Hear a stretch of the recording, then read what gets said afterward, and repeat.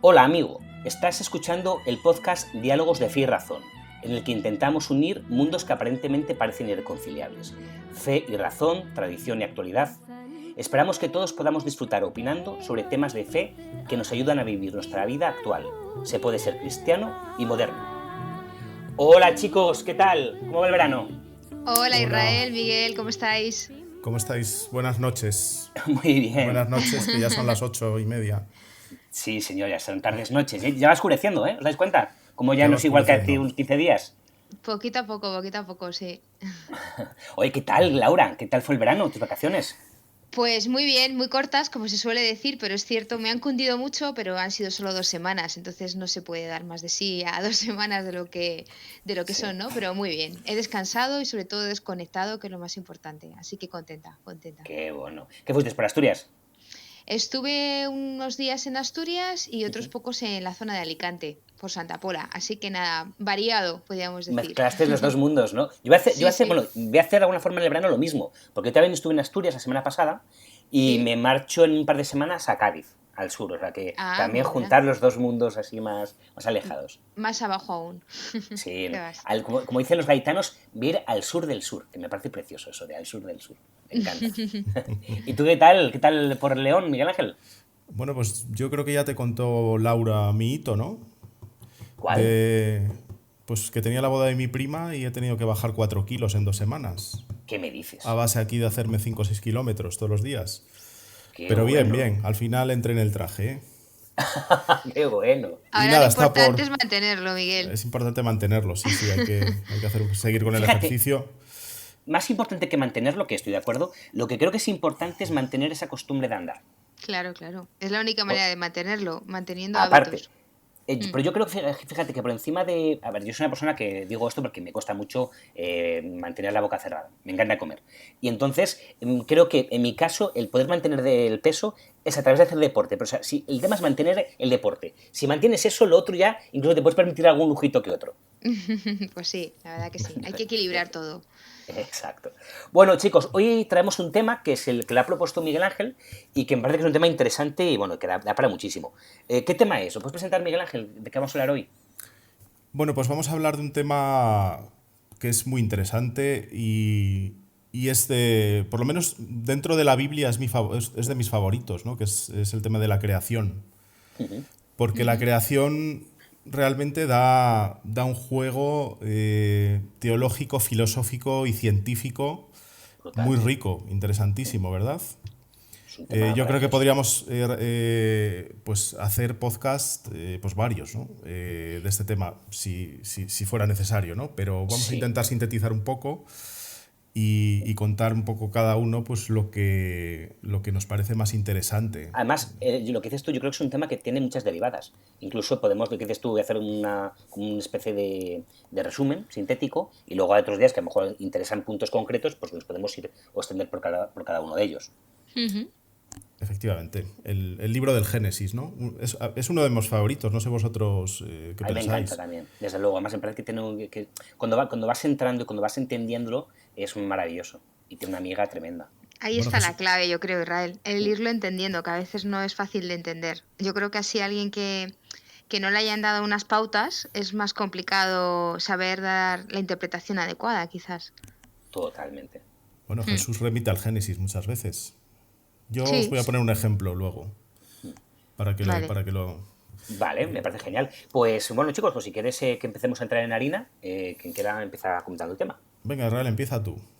Que tú eres Vale, además pues un biólogo así de carrera y Pues eso... fíjate, lo que a mí me sorprendió cuando empecé a estudiar teología fue las similitudes que se encuentran entre la biología y la teología con este tema. Fue lo que más me sorprendió. Vale, Anda, yo qué voy a empezar interesante. únicamente con... Sí, me parece interesantísimo. O sea, al principio, como ponemos en la cabecera de que parecen mundos irreconciliables, sin embargo, me parece que tiene elementos que sorprendentemente están muy de actualidad y son muy modernos, ¿no?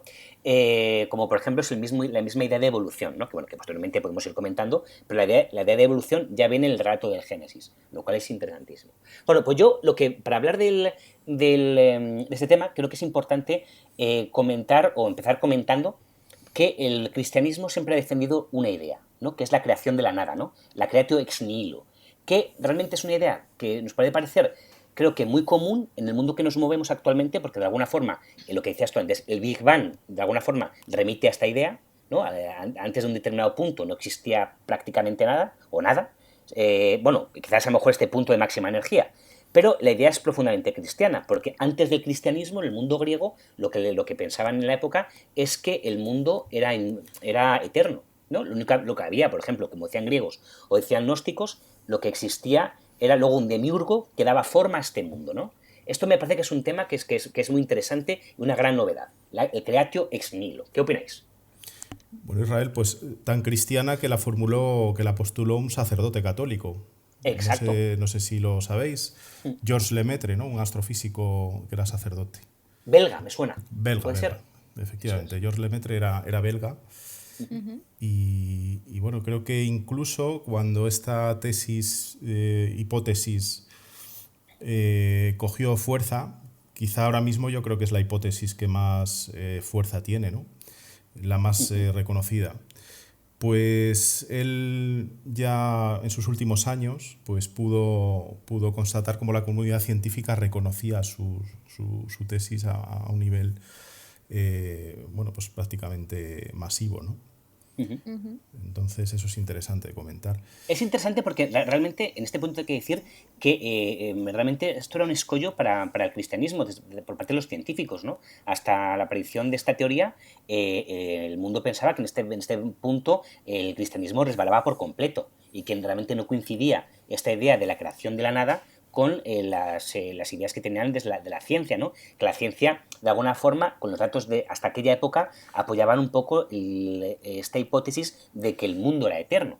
Sin embargo, este sacerdote da esta hipótesis y luego con los estudios modernos se ha convertido en la teoría vigente, pero que no lo era hasta hace nada. Hombre, es que es una gran revolución. La creación de la nada es una de las grandes temáticas que el cristianismo introduce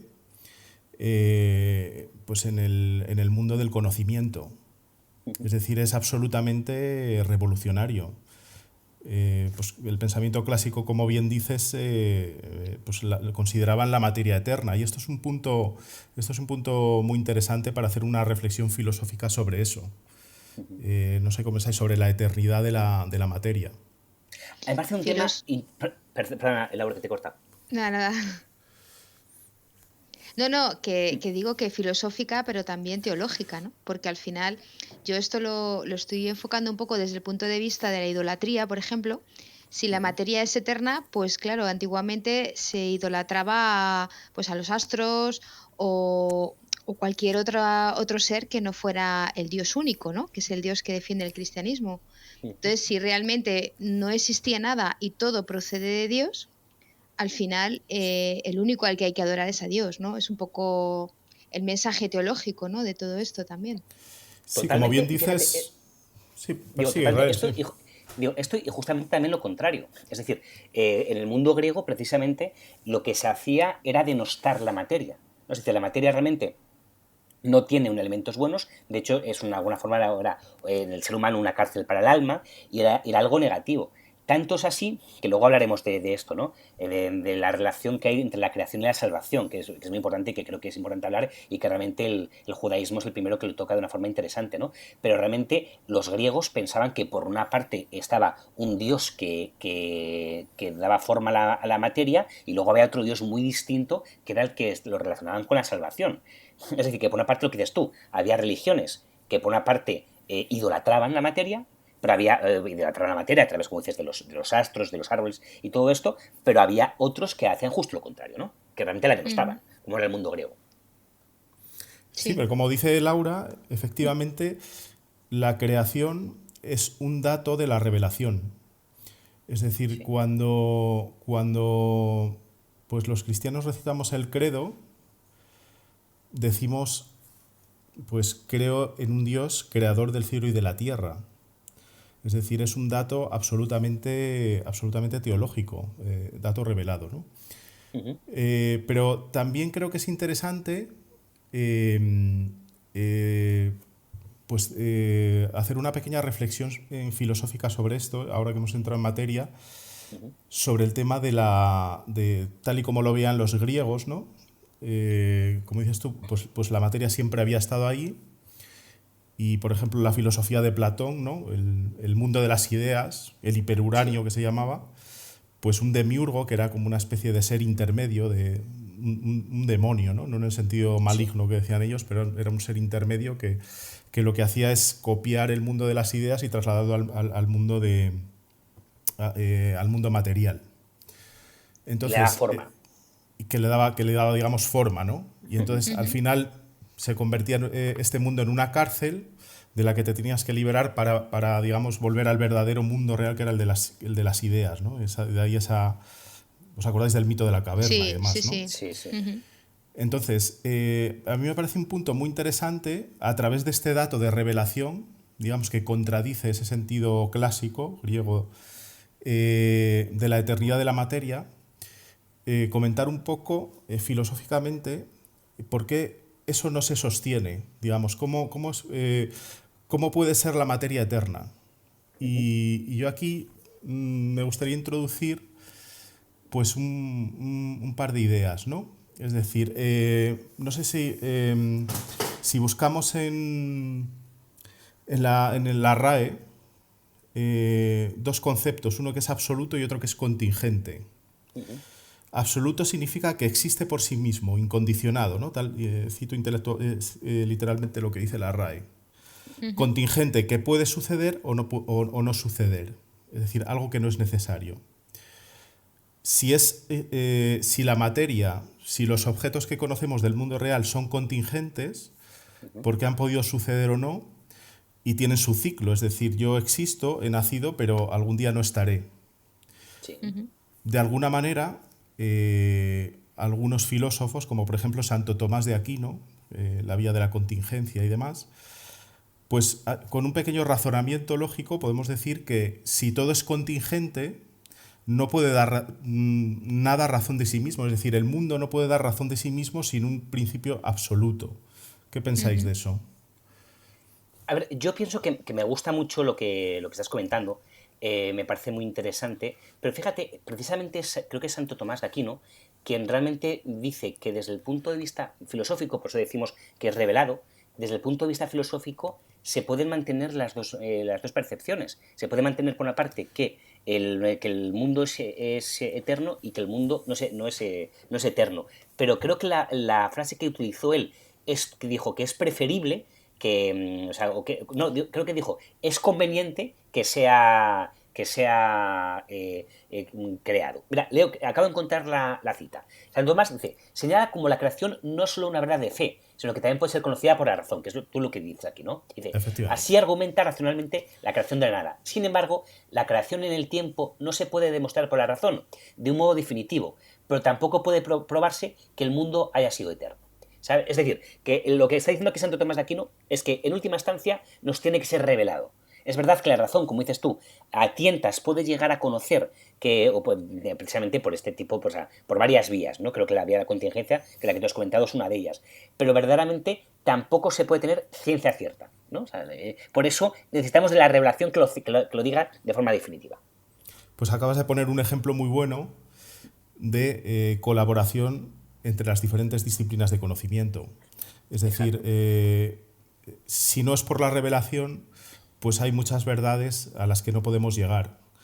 Es decir, podemos, digamos, deducir de alguna manera que dado que todo lo que conocemos es contingente, necesita de algo que no sea contingente, es decir, o de una causa primera, ¿no? Exacto. Pero, efectivamente, la revelación pues, nos habla de un Dios creador, que eso ya es más difícil de deducir a través de la filosofía, ¿no? Y que encima, pues, por ejemplo, sea un Dios trino, ¿no? Es decir, son No, esto es datos de posible, revelación. efectivamente. Claro.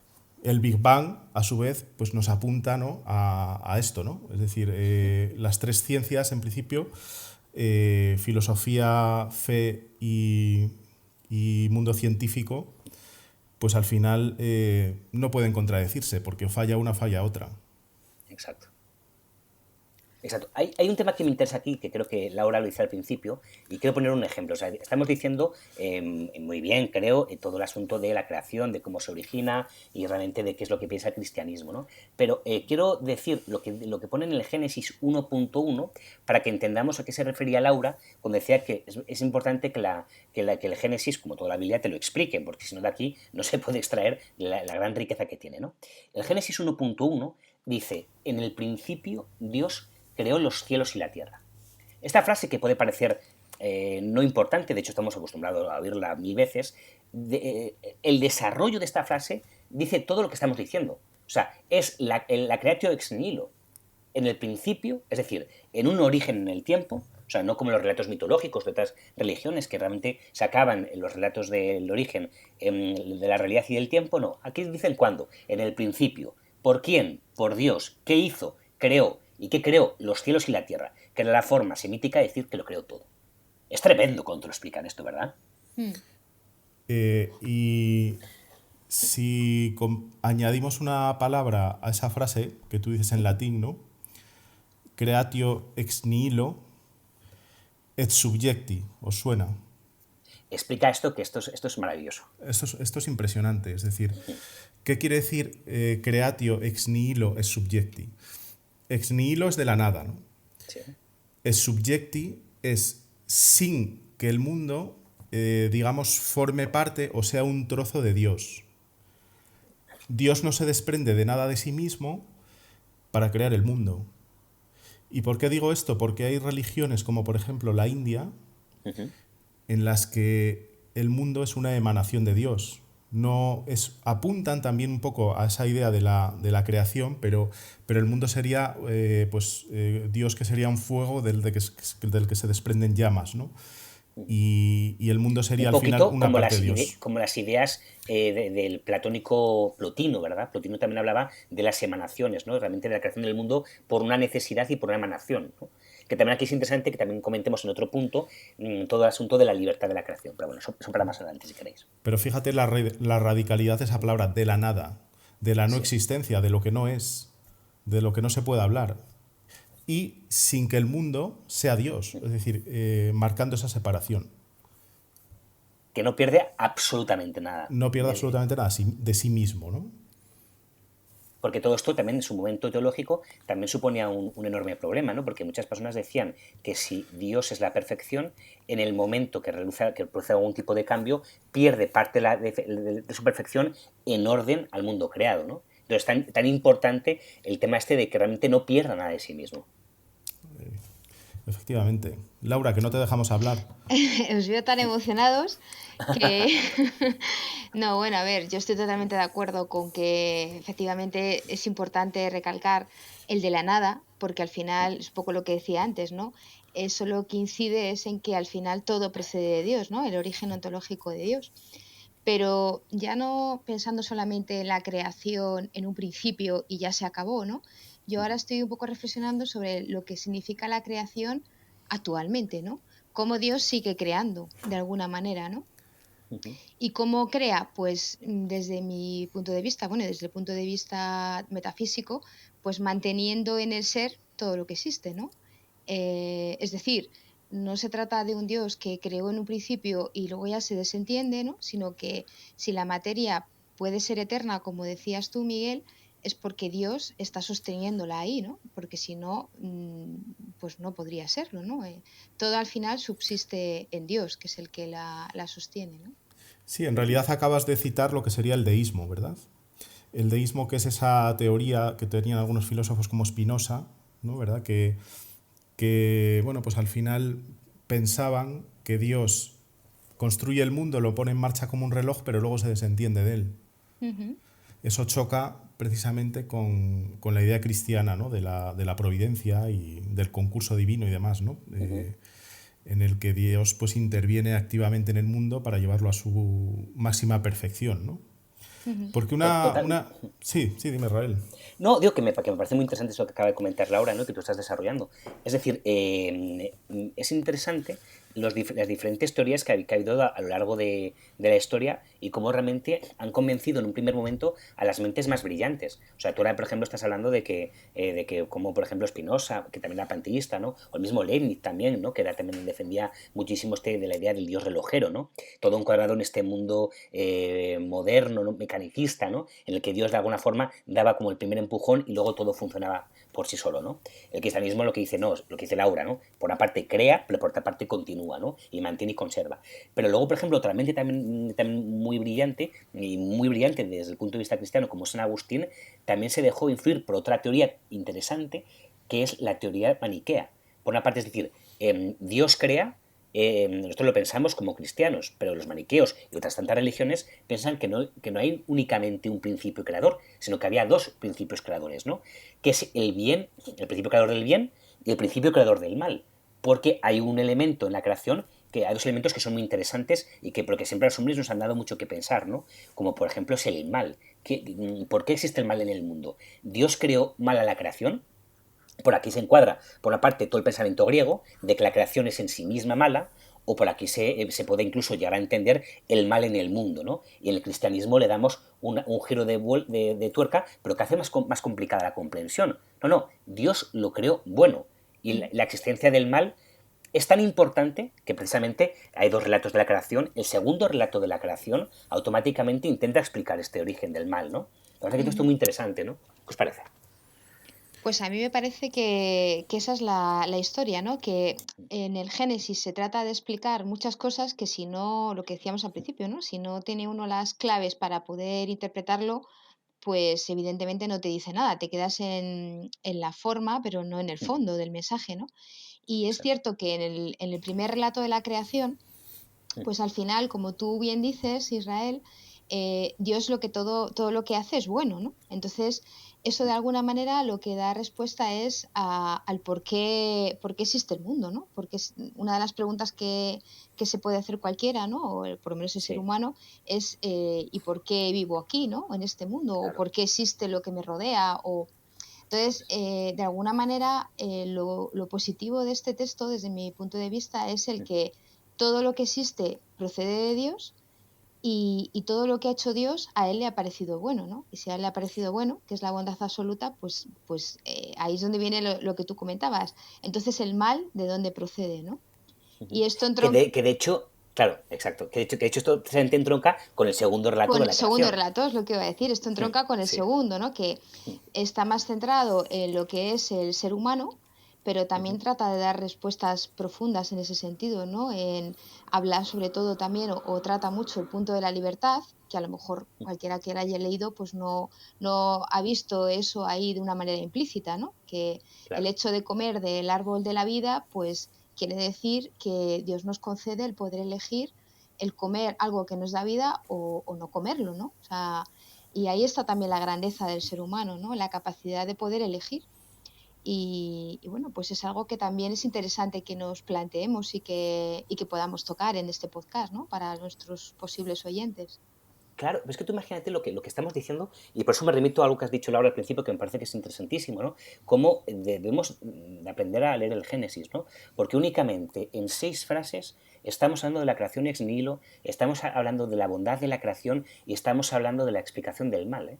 O sea, Ujú. verdaderamente en poco más de 20 líneas, o sea, verdaderamente es de una riqueza tremenda. Sí, sí, sí. O sea, es de una profunda también, de una profundidad teológica, ¿no? Porque al final, si lo pensamos, decimos, pues nada de lo que nos rodea es imprescindible, pues al final el origen no está en ello mismo, sino que procede de Dios, ¿no? Que todo nos remite a Dios, que todo además es bueno en sí mismo, como tú dices, y que luego además hay una compatibilidad también con lo que es la evolución, ¿no? Porque ese es otro de los conflictos que siempre ha surgido. Cuando se habla de los relatos de la creación, se interpretan como unos cuentecitos que nada tienen que ver con la teoría de la ciencia, ¿no? Y que, pues Claro. bueno, como que no hay una compatibilidad, ¿no? Cuando realmente al final lo que pretende transmitir ese relato es pues un mensaje de fondo, ¿no? Lo que hablábamos, no hay que quedarse tanto con la forma, sino con el fondo, ¿no? Sí. Y bueno, luego también pensando sobre este tema, yo me acordaba de la relación que tiene con el tema anterior, si recordáis, con el tema del descanso, Sí, está muy Porque relacionado. Sí, sí, muy sí, bueno. porque al final en el capítulo anterior hablábamos de la necesidad de las vacaciones, de cómo aprovechar las vacaciones, pero es que luego si te pones a leer con profundidad el relato primero, el relato sacerdotal llamado, Sí, pues al final lo que viene a decirnos es que todo confluye en Dios, en el descanso en Dios, ¿no? Porque el séptimo día fue lo último y es el descanso en Dios, ¿no? Y eso también es muy bonito, verlo desde esa perspectiva, ¿no? Este relato, que al final, digamos que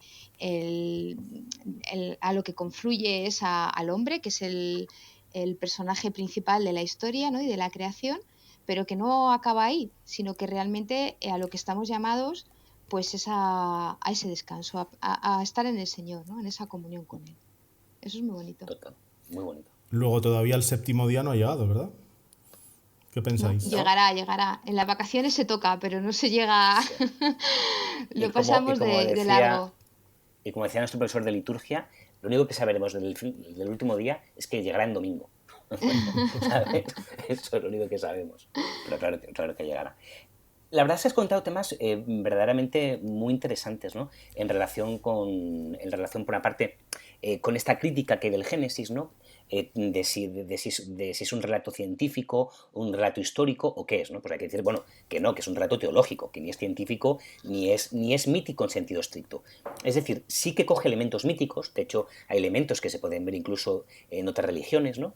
Partes, pero realmente son parte de estructuras míticas para dirigirnos y hablarnos de una verdad, ¿no? Que aquí es muy interesante. Por ejemplo, antes he leído el Génesis 1.1, ¿no? Que decía, en el principio Dios creó los cielos y la tierra, que habla de esta creatio ex nihilo y tal. Pero si leemos el Génesis 1.2 nos puede despistar, ¿no? Que dice, la tierra estaba informe y vacía, la tiniebla cubría la superficie del abismo, mientras que el Espíritu de Dios se cernía sobre la faz de las aguas, ¿no? Si leemos esta frase, puede parecer que está dando razón al mundo griego, ¿no? Es decir, por una parte la tierra estaba informe y vacía, la tiniebla cubría la superficie y el Espíritu de Dios se encontraba por ahí pululando, ¿no? Entonces decimos, no, o sea, la materia era eterna, ahí estaba Dios y luego posteriormente la conforma, ¿no? Lo que nos dice este texto, o sea, esta frase, unida a la anterior que hemos leído y luego toda la Biblia posterior, lo que nos está diciendo es que utilizaban la mentalidad semítica de la época, las categorías de la época, para explicarnos la realidad que estamos apuntando. Esto me parece muy importante, ¿no? Y va en la línea de intentar entender toda la Biblia en su conjunto, porque si la leemos de forma aislada nos puede llevar a errores, ¿no? Entonces, el Génesis hay que leerlo como lo que es, ¿no? Como un relato teológico que apunta a la verdad, pero no ni como un relato científico ni como un relato de otro tipo. Ujú. Sí, efectivamente es una, digamos, descripción religiosa de la creación, ¿no? Podríamos decirlo así, que utiliza, bueno, pues en cierta manera, a lo mejor un sistema literario un poco sí, mítico, ¿no? Es decir, Sí, en cuanto al sistema literario, pero es verdad que, al contrario que los mitos muy respetables, por otra parte, ¿verdad? sí, Esto sucede en la historia, ¿no? Los mitos generalmente son acontecimientos, digamos, originarios que suceden pues, en las divinidades y demás. Esto sucede en la historia de los hombres, ¿no? Que eso lo exacto. diferencia bastante de los mitos. Ujú. Totalmente. Otra idea. Bueno, aparte, bueno, una idea que hemos tocado de soslayo, pero que no hemos entrado en los famosos días en los que Dios va creando, vemos por una parte cómo va creando, bueno, pues los peces, la tierra y todo, ¿no? Y cómo realmente el hombre y la mujer se encuentran en el último día, ¿no? En el sexto día. Es decir, que va haciendo Dios todo dirigido hacia el hombre, ¿no? Dirigido hacia él. Y aquí se encuentra esa idea que hablábamos de evolución, esa idea, en cierto modo, darwinista, ¿no? Por lo cual, aunque parezca curioso, realmente la Biblia apunta hacia una idea de evolución pudiendo no hacerlo. Sí, es la idea del progreso, ¿no? De que al final no todo surge de golpe, puesto que es progresivo Ujú, y además va como en una perfección. Va de lo más básico, de lo más sencillo, a lo más complejo, hasta llegar a, bueno, pues al ser humano que como está creado a imagen de Dios, pues digamos que es capaz de esa perfección o por lo menos de semejarse a Dios en ese aspecto, ¿no? Y esto se puede entroncar con una idea que es muy interesante también, que también a los filósofos les da muchísimo que pensar. Por ejemplo, creo que era Leibniz, pero no me hagáis mucho caso, que él defendía que Dios creó el mejor de los mundos posibles, ¿no? que Dios no tuvo opción de hacer ningún mundo mejor, ¿no? Sin embargo, bueno, lo que defiende la Iglesia Católica, después de una larga reflexión a lo largo de los siglos, es que Dios creó el mundo en un estado concreto, que es un estado de vía, ¿no? Es decir, un estado de perfectividad para poder mejorarlo. Y que precisamente, como dijo Miguel Ángel en el anterior podcast, precisamente relacionó al hombre con su trabajo creador. O sea, de hecho, uno de los elementos que Dios nos equipara a Él y quiere que le acompañemos es precisamente en este tema de ayudar a Dios en la propia creación. Sí, el mundo efectivamente no se haya en estado aún de plenitud y de ahí que estemos inmersos en este séptimo día, ¿no? En el que cuando llegue el octavo descansaremos realmente.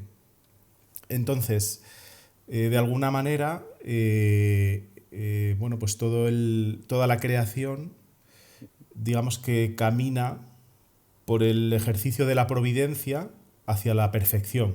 Es decir, Dios no se desentiende del mundo, sino que constantemente lo guía hacia una plenitud final. Y el hombre, pues, se hace copartícipe, ¿no? Copartícipe de la creación a través de su trabajo, ¿no? Un trabajo que, como dice el libro del Génesis, pues bueno, está marcado por esa idea del pecado original, en el que pues el hombre de alguna manera se separa de Dios y tiene que sufrirlo pues con fatigas, ¿no? Con el sudor de su frente, como dice aquí el Génesis, la entrada del mal en el mundo, pues, pero eso no quiere decir que la creación, el mundo, no siga caminando hacia su perfección, definitiva, en la que el hombre pues colabora a través de sus dones y de su trabajo, ¿no? Lo que pasa que, bueno, perdona, Israel, lo que No, bueno, me ha llamado la atención que ha dicho Miguel que estamos en el séptimo día, pero ¿cómo Sí, podríamos cooperar con Dios estando en el día del descanso? O porque tú dices que hay un octavo, ¿no? O sea, es una anécdota, es un comentario que me ha llamado la atención. sí, sí. sí. Yo no sé si en este sentido puede haber a lo mejor diferentes posturas teológicas, ¿no? Pero sí que es verdad que bueno, pues cuando yo estudié el Pentateuco, ¿os acordáis del profesor Agustín? Sí. Sí. Pues un poco defendía esta idea, ¿no? El séptimo día es en el que nos encontramos en este momento. El octavo día es el de la nueva creación, que se reflejaría un poco en el domingo, ¿no? El domingo es el primer día y el octavo de la semana, que creo que lo hemos comentado alguna vez. Ujú. Digamos que lo que llamamos en el cristianismo la parusía, que sería la venida definitiva de Jesucristo, está un poco ligada a ese octavo día, ¿no? Que introduce el cristianismo, ¿no? Los judíos conocen hasta el séptimo, nosotros conocemos pues, que hay todavía todavía más. Ujú. Ya digo que no sé si a lo mejor puede haber diferentes posturas teológicas en este aspecto, ¿eh? No sé, pero me parece muy interesante. De hecho, fíjate, en esa clase de Agustín no sé dónde estaría yo porque no lo he escuchado. Pero la verdad que me parece muy interesante. Bueno, únicamente otra idea que quería tocar, que también me ha parecido muy interesante cuando he visto este tema, es la importancia, sobre todo que le da al mundo judío y con ella al mundo cristiano, que es de la ligazón de la creación con la salvación, ¿no? De hecho, cuando estaba preparando un poco el tema, he recordado que son escritos los textos de la Biblia antes los que son relativos a la salvación que los que son relativos a la creación. De hecho, el Génesis es un texto posterior a los que hablan de la salvación, ¿no? Por lo cual, el pueblo judío primero fue consciente de que era salvado por Dios y una vez que se daba cuenta de que era salvado por Dios, posteriormente se dio cuenta de que era un padre que era también creador, ¿no? Es decir, aquí hay un tema que es muy interesante. O sea, nosotros somos creados para ser salvados. Por lo cual, en la mente de Dios, primero está la idea de salvarnos, y luego, evidentemente, para salvarnos tiene que crearnos, ¿no? Ujú. Pero luego, sin embargo, desde el punto de vista cronológico, primero es la creación y posteriormente la salvación. es un tema que me parece muy interesante. Es decir, Dios no crea y una vez que le digo, pues voy a hacer tal cosa. No, o sea, Dios tiene una idea muy concreta, ¿no? Que es la de unir al hombre consigo mismo, ¿no? Esta idea me parece maravillosa. No sé qué opináis. Hombre, la palabra salvación yo creo que a veces ha dado lugar a ciertas malas interpretaciones.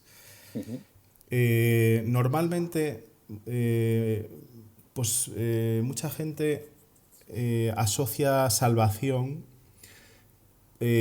al perdón. A la redención. A la redención, efectivamente, ¿no? A la redención después de, digamos, de la caída, ¿no? Pero el término salvación es un término mucho más amplio y no está ligado necesariamente a la redención. La redención es una parte de la salvación añadida pues después de esa caída, ¿no? Que describe el Génesis del pecado original. De hecho creo que en gran parte de la escolástica se mantuvo este error, ¿no? Por ejemplo, dicen que toda la escuela de San Víctor, ¿no? Con Hugo de San Víctor a la cabeza, hablaba, y de hecho hasta hace poco se ha mantenido la necesidad del hombre de ser redimido. O sea, que la importancia, el núcleo estaba en que el ser humano fuera redimido, ¿no? O sea, no, es decir, el hombre podría no haber cometido el pecado que cometió, el pecado original, ¿no? Pero aún así debía de comer, como dijo antes Laura, del árbol de la vida. Es decir, que el cometer el pecado hizo las cosas más complicadas, pero luego Dios debe hacer un acto para salvar al hombre, ¿no? Que es un acto posterior. Es decir, que el hombre, por no haber pecado, necesariamente no era salvado. Claro, la salvación es algo que es independiente de, o sea, incluso si no hubiera existido ese pecado, pues el hombre también hubiera sido salvado.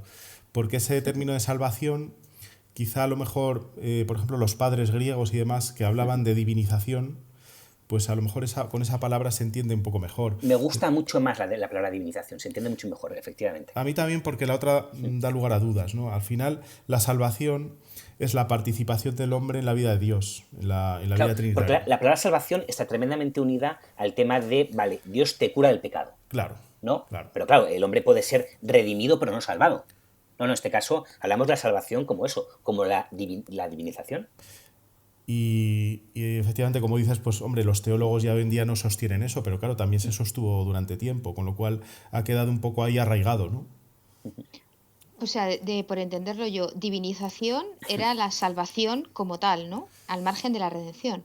¿O cuál era el matiz? Eso Ahí me he es. perdido. Claro, a ver, el asunto es que, bueno, esto que decimos es verdad que se mantuvo durante siglos, ¿no? A ver, lo que mantiene ahora la Iglesia es que hay dos momentos, ¿no? en el ser humano, ¿no? O sea, ahora mismo todo ser humano, en primer lugar, por el pecado original y posteriormente por todos los pecados personales, el hombre tiene que ser, por una parte, Redimido. Digamos, redimido, ¿no? Pero el hecho de ser redimido es un paso previo para ser salvado. Sí, claro. O sea, es decir, necesitamos ser limpiados para luego ser salvados, pero son dos momentos distintos. Es decir, la salvación en sentido estricto no es ser solo redimido. Tú, por ejemplo, puedes cometer un pecado y Dios te quita ese pecado o te lo perdona, ese pecado, pero puede decidir no unirte a él. Pues Que es lo que realmente... Claro, lo decide uno. Eso es la libertad de la persona. Uno decide si se quiere unir o no se quiere unir. Entonces, Sí, pero bueno, esto ya, sí, pero porque Dios ya ha manifestado que su voluntad es la de unir al hombre, ¿no? Entonces, si el hombre, bueno, de alguna forma cree en Dios y tal, pues se une a Dios, a Dios. Pero, al fin y al cabo, es por una acción de Dios. O sea, Dios tiene que hacer esa acción a través de su Hijo, a través de Cristo, para unirnos a Él. Digamos que es un matiz teológico, pero como que diferencia bien los dos puntos. Porque, por ejemplo, la escuela de Hugo San Víctor y tantos otros pensaban que lo que hacía, o sea, unían mucho la salvación como redención, ¿no? Entonces, no es necesariamente eso. Y de hecho, claro, se quedaban ahí. Entonces, lo que decía antes también Miguel, el hombre, si no hubiera cometido pecado original, no necesitaba redención, pero sí necesitaba salvación. Es decir, ser unido a la Trinidad, ¿no? Ser unido a Dios, a la Trinidad en el Hijo. Y por explicarlo de otra manera, un error muy, muy, muy común es el siguiente. El hombre es creado, peca, y como peca y no es capaz de salir de esa situación, pues entonces Dios dice, bueno, pues venga, me voy a tener que ir yo mismo a salvaros, ¿no? Sí. Y entonces se encarna. Entonces, eso es un error, pues, teológicamente muy común. Claro, exacto. Es decir, la encarnación es independiente de que el hombre haya pecado, ¿no? Es decir, la encarnación se produciría igual. Es Exacto. decir, porque Dios, en su eternidad, tenía previsto ese plan de habitar entre los hombres mediante la encarnación de la segunda persona de la Trinidad, de Jesucristo, ¿no? Pero eso no es ligado a que el hombre haya pecado y como último remedio haya tenido que bajar. Eso Ese va a es, ser un tema largo, ¿eh? Ese requiere un podcast o dos. Sí, bueno, ese es uno de los temas nucleares, ¿no? Sí, sí. Del cristianismo. Ujú. Es muy pero interesante. es un error muy Bueno, común, ¿eh? Un error sí, muy sí, no, común desde luego. Y desde esa luego forma creo de que de alguna pensar. forma que habrá sido mantenido incluso por algunos teólogos importantes en algún momento de la historia. Me temo, o sea, no tengo seguro, pero me lo temo. Otro tema que es importante que toquemos, porque no lo hemos tocado hasta ahora, y somos cristianos por algo, ¿no? Porque seguimos a Cristo, ¿no? Es decir, la importancia de Cristo en la creación, Ujú. ¿no? Es decir, cómo los cristianos y cómo Cristo nos da las claves, ¿no? A través de su revelación, de darnos cuenta de que todo esto que estamos comentando, de que Dios creó en Cristo, por Cristo y dirigido hacia Cristo, ¿no? Este tema cristocéntrico creo que lo debemos de tocar, ¿qué os parece? Te metes en teología trinitaria. Absolutamente. Bueno, pues es verdad que cuando en el Génesis Dios crea al hombre, hay un detalle que, bueno, pues algunos santos padres se han fijado, ¿no? Es decir, en el proceso de creación de los seres vivientes, pues Dios va diciendo, pues produzca la tierra seres vivientes, ¿no? Por ejemplo, ¿no? Sí. Bullan las aguas, tal. Pero justo cuando llega el hombre, dijo Dios, hagamos al hombre a nuestra imagen y semejanza. Y se introduce un plural, Que es curiosísimo que es esto curiosísimo, ¿verdad? entenderlo, ese intentar entenderlo desde la mentalidad monoteísta judía. Monoteísta. Y en la Torah judía aparece el plural, Ujú. ¿eh? Lo cual es tremendo, es muy interesante. Y eso, pues, ¿a qué hace referencia? Desde la A la perspectiva cristiana Trinidad, es obvio, ¿no? obviamente. Claro, claro. Efectivamente, ¿verdad? Que es un detalle. Efectivamente, Dios crea, el Padre es Padre, es creador, crea por medio del Hijo y el Espíritu Santo, digamos, ejecuta, ¿no? Es decir, conserva, ejecuta, lleva a término la obra, ¿no? Y perfecciona, Y ¿no? perfecciona, ¿no? Ahí tenemos ya en el Génesis, digamos, bueno, pues una pequeña revelación trinitaria Pero, en ese orden, ¿no? pero no solo porque introduzca el hagamos, que sería lo que alude a la Trinidad, sino que alude de una manera también muy clara a la segunda persona, que crea por Cristo, con lo de cuando dice dijo, ¿no? Dijo Dios, porque al final lo que crea es la palabra y Cristo es la palabra eficaz, ¿no? Esa es un poco la indicación Qué clara de bonito, que Laura, qué ahí bonito. está la cuestión en la que queda claro que es Cristo el que crea a través de su palabra, ¿no? Entonces, es muy bonito el pensar en eso, ¿no? En que al final hay pequeñas trazas en las que se va viendo cómo Sí, interviene cada una de las personas en esta creación. sí. La verdad es que nunca me quedo yo en esta relación, ¿eh? Me parece maravillosa, Ujú. ¿eh? Me gusta mucho. Incluso a mí me gustaría comentaros, ahora que hablamos de esto, eh, un pasaje del Evangelio de Juan, que es la curación de un ciego de nacimiento, cómo remite al Génesis. Es decir, al final es exactamente lo mismo. Jesús, bueno, el Génesis dice que el hombre se modeló del polvo de la tierra, insufló en su nariz el aliento de la vida, ¿no? Y se convirtió en un ser vivo, ¿no? Jesucristo, en la curación del ciego nacimiento, ¿qué hace? Escupe en el suelo, hace barro y se lo unta en los ojos al ciego y le pide que vaya a bañarse no sé si el estanque de Siloé, no me acuerdo muy bien, a lavarse los ojos y recupera la vista. Eso es puro Génesis, Mm. es exactamente lo mismo. O sea, el Padre, por el Hijo, como dices tú ahora, Laura, Ujú. por la palabra del Hijo, por la obra, la acción del Hijo, y luego pues Jesús escupe. Es decir, el aliento, el Espíritu Santo siempre ha sido, digamos, representado en el Antiguo Testamento pues como un soplo, ¿no? Como la saliva es aliento condensado para un judío, ¿no? Entonces, digamos, por iniciativa del Padre, por medio del Hijo y con la saliva, que es el Espíritu Santo, pues tenemos un pasaje del Nuevo Testamento que remite completamente al Génesis. ¿No os parece esto Muy interesante? Muy bonito. Muy interesante. Todas las De hecho, acciones... Sí, sí. de hecho, también aprendemos en Trinidad, que a lo mejor también un día sería interesante que tocáramos el tema, que toda acción que realiza Dios en nuestro mundo es una acción llevada a cabo por la Trinidad, por el Padre, el Hijo y el Espíritu Santo a la vez, ¿no? Toda acción extra, o sea, fuera de sí mismo, está realizado por los tres. Es que, Jesucristo, sí, Jesucristo humanamente, hasta que no recibe el Espíritu Santo, no hace milagros en su humanidad, ¿verdad? no, Sí, sí, Laura, ¿qué tal? que iba a decir que de hecho lo bonito, ¿no? Es reflexionar a ver, lo dice en el segundo relato, ¿no? En el relato ya vista, que lo enfoca a Dios como un Dios alfarero, ¿no? Que modela. Y al final lo bonito es reflexionar que todos, que cada ser humano, pues es modelado por Dios, ¿no? Como con esas manos. Y porque eso yo creo que también nos ayuda a tomar conciencia del otro, ¿no? Como que tiene la misma dignidad y el mismo, bueno, pues el mismo respeto que pueda tener yo, ¿no? O sea, cada uno de nosotros. Y bueno, a tomar conciencia de que Dios está actuando en la vida del otro, ¿no? Que la vida del otro es sagrada porque Dios sigue modelando esa vida, ¿no? Al margen de lo que la persona luego haga en su libertad, ¿no? Pero Dios está ahí sosteniendo esa vida y modelándola, ¿no? Eso también es un tema profundo y bonito. Muy bonito. Oye, pues yo creo que, si os parece bien, podemos dar por finalizado más o menos el tema de la creación. Si queréis, incluso podemos extendernos otro día un poquito más. ¿O crees que ha quedado algo importante por decir del tema?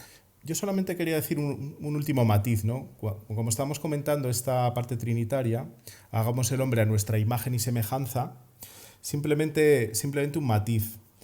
El primer hombre, según el Génesis, fue Adán, ¿no? Sí. Esto lógicamente es una narración religiosa, ¿no? En algún momento de la historia pues apareció el primer hombre, ¿no? Ese hombre es imagen de Dios. Entonces, esa imagen, del término imagen, pues podríamos extendernos más, ¿no? Pero a mí sí que me gustaría comentar un matiz. Digamos que Adán es imagen de Cristo, pero Cristo, digamos, apareció después, se encarnó después, ¿no? Pero en la mente de Dios, digamos que Adán es hecho a la imagen de Cristo, aunque digamos que en la eternidad de la mente de Dios, pues esa figura humana, incluso en el cuerpo, es, digamos, la imagen previa de la encarnación. Con lo cual, Es que este tema, realmente Miguel, Adán es imagen de Cristo, ¿no? exacto, digo, es que este tema es interesantísimo y cuando estudias teología es un tema que se repite un montón, ¿no?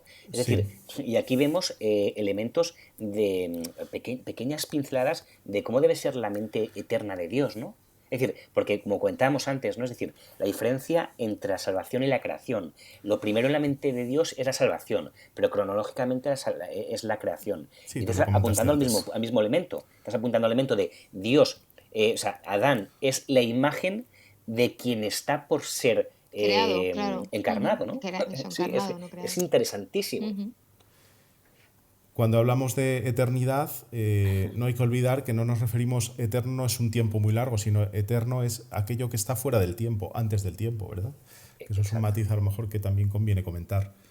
Y yo cuando estudiaba teología, es un tema que siempre me atrajo muchísimo, ¿no? Darte cuenta de que se ve muchísimo aquí, también se ve en Mariología, otro día podemos hablar de Mariología, de esta diferencia que existe entre lo que se da en el tiempo y realmente luego entender todo el plan de Dios, toda lo que se llama la economía salvífica, y darte cuenta de estas cosas, ¿no? La salvación es previa a la creación, Adán es creado a imagen del que está por ser encarnado. O sea, ese temas a mí me dejaban loco, ¿no? Son muy interesantes. Mm.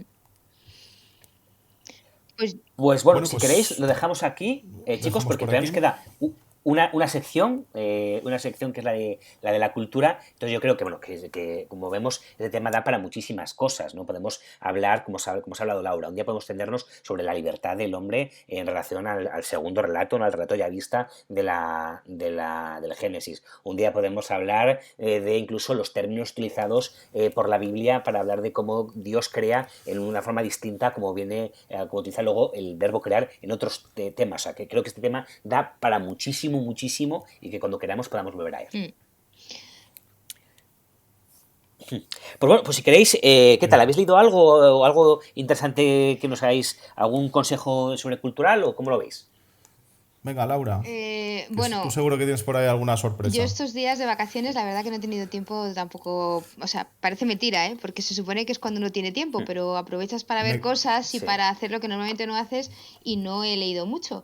Pero un me poco, comentaste que no pudiste leer el libro que te dejé, no, ¿no? Del corazón efectivamente, de... efectivamente, me quedé con ganas Bueno, porque ya lo leerás, que es muy ese interesante. seguramente que nos da para otro podcast porque tiene una profundidad, por lo menos en las 10 primeras páginas que he leído, porque no he leído más. ¿Pero qué libro Se es? llama El El ¿Qué libro corazón es? corazón Decidme. de Hildebrand.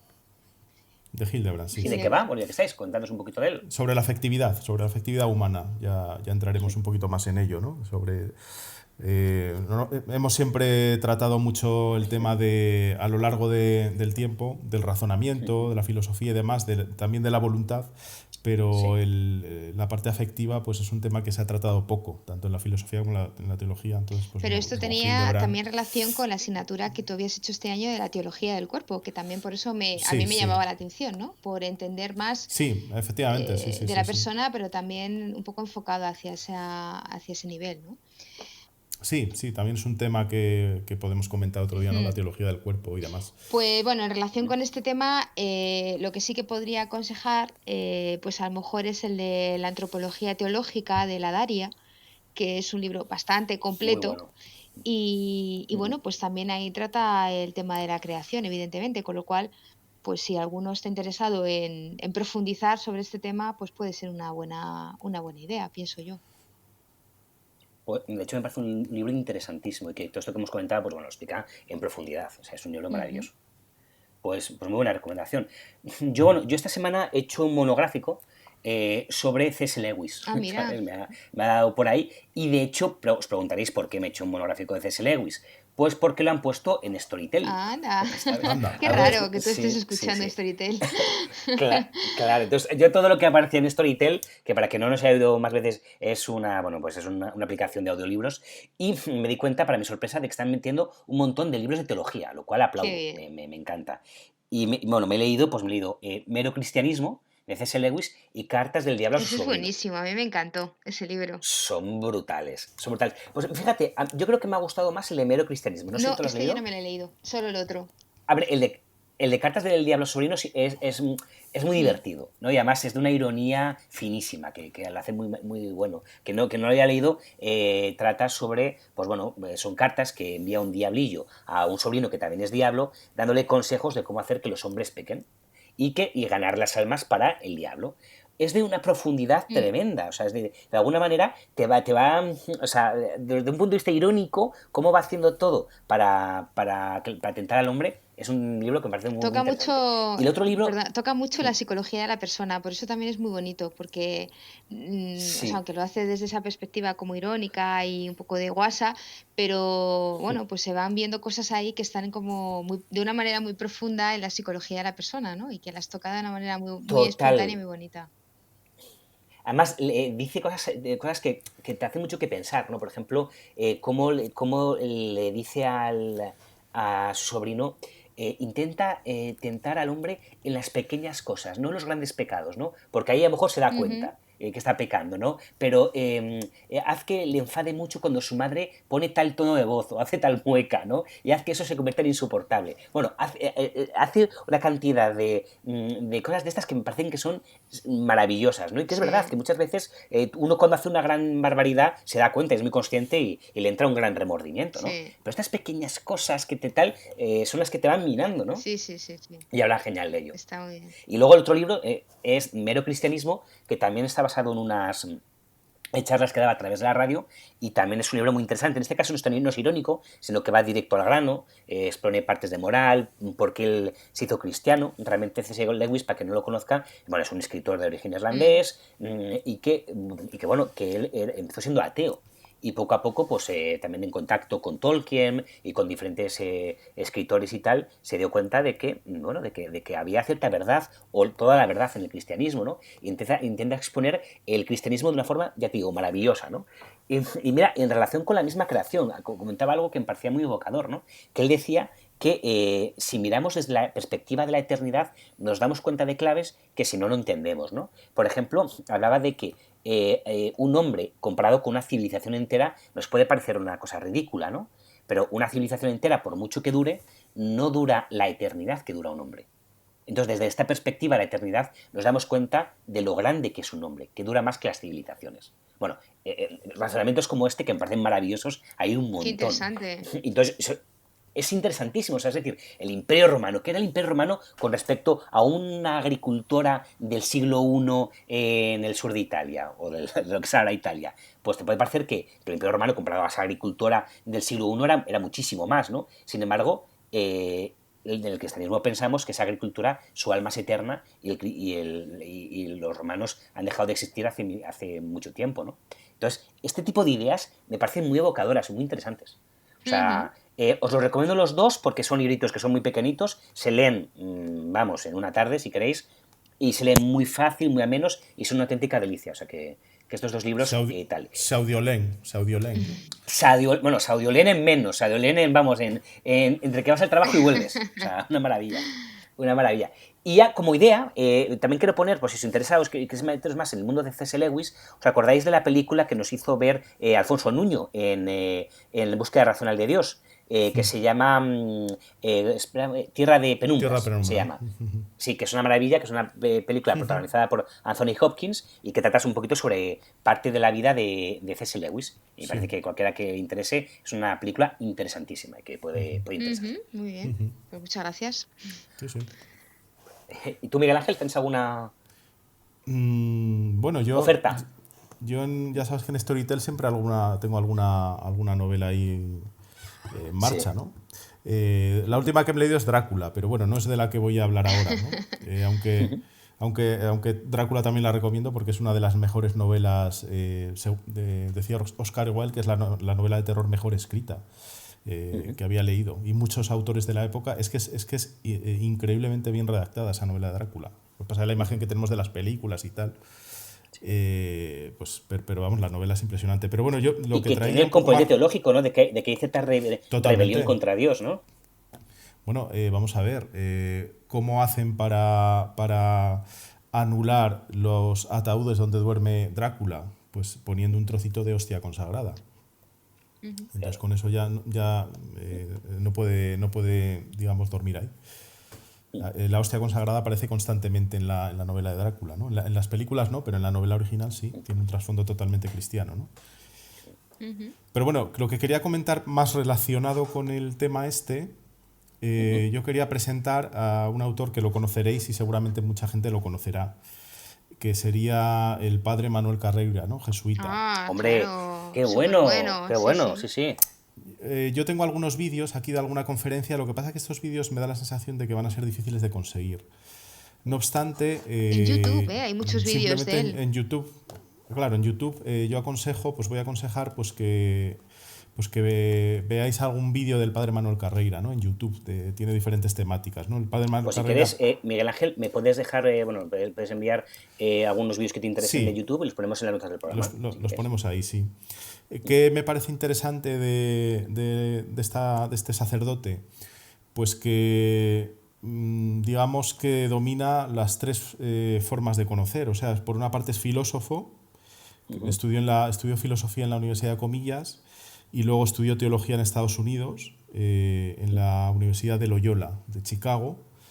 Y luego, por otra parte, es físico, ¿no? Él realizó un máster en física. Astrofísico, creo, me parece. Él tiene una tesis doctoral que es especialista en rayos cósmicos. Y entonces ha trabajado en proyectos de la NASA y demás. Entonces es muy interesante escucharle porque fusiona hace unas síntesis extraordinarias de conocimiento científico desde la física, desde la filosofía y desde la teología. Entonces, bueno, yo tengo aquí un vídeo que es La Tierra, planeta habitable. Lo que pasa que ya os digo que no sé si va a ser fácil de conseguir, ¿no?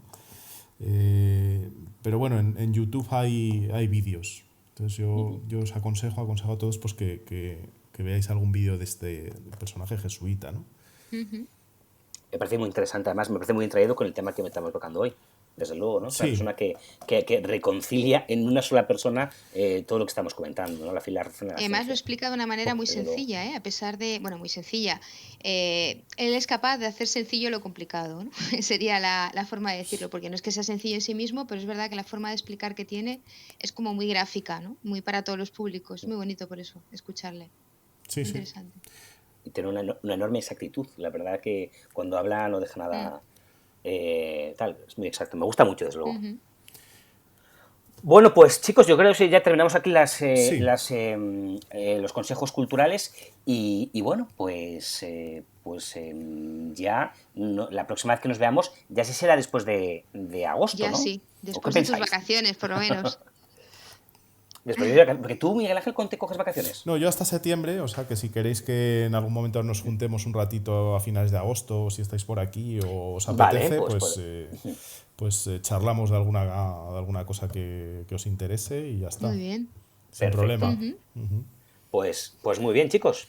Pues si queréis lo dejamos aquí. Fenomenal. ¿Parece? Perfecto, pues nada, un placer como siempre. Y ya está. Igualmente. Hasta la próxima. Hasta la próxima, chicos. Hasta la próxima. Chao. Venga, un abrazo. La verdad tiene dos alas, que nos elevan como un águila. Una es la razón y la otra es el misterio de la fe que nos trasciende. Gracias por escucharnos. Chao.